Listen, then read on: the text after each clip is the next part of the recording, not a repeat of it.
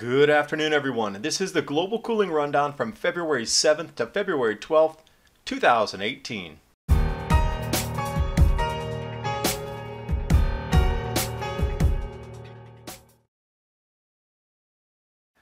Prior to the 6.4 earthquake in Taiwan, there had been a spate of quakes, dozens and dozens, going over 100 in the days prior to. Buildings shaken off their foundations, bridges impassable, roads buckling, and the aftershocks continue in Hualien area. Just days after an NCU professor postulated that Taiwan's entering a 100-year earthquake cycle based on prior quakes in 1815, 1920. Looking back at the sunspot cycle circled in red, we're going to repeat the Dalton minimum matchup. The solar forecast going out, decreased activity, which means increased seismic activity. Overlaying Landscheidt's work, the next quakes to hit Taiwan at the 8.0 range should be 2020. Aftershakes in the 4.0 plus range continue to rattle Taiwan.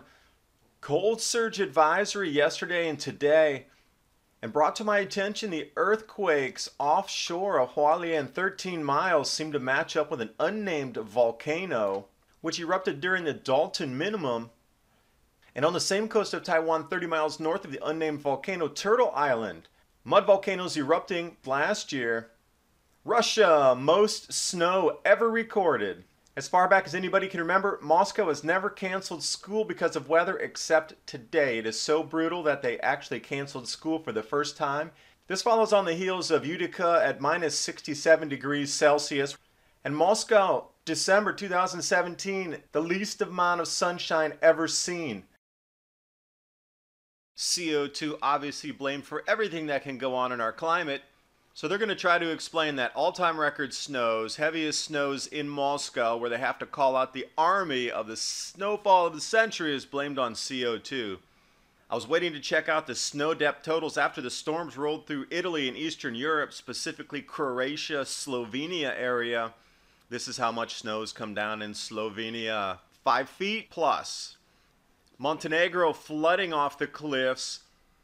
25,000 lightning strikes and thunder snow events, hail through Italy, huge snows in northern France, shelf clouds in Argentina, and look at the size of the hail that came down in Argentina as well.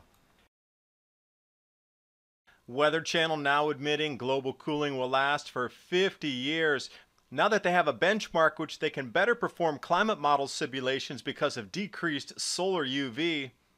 For example, Greenland and Alaska were warmer during the last grand solar minimums, just like we see today's temperatures above with the modern minimum matchup.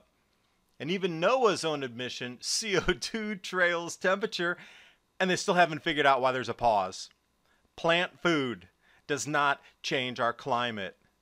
And something new, an ice music festival.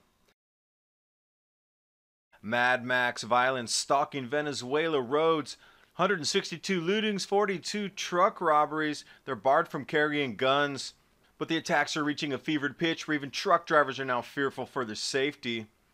A look at regional climate impacts on a possible future grand solar minimum. They peg the steepest decline in solar activity in 9,300 years.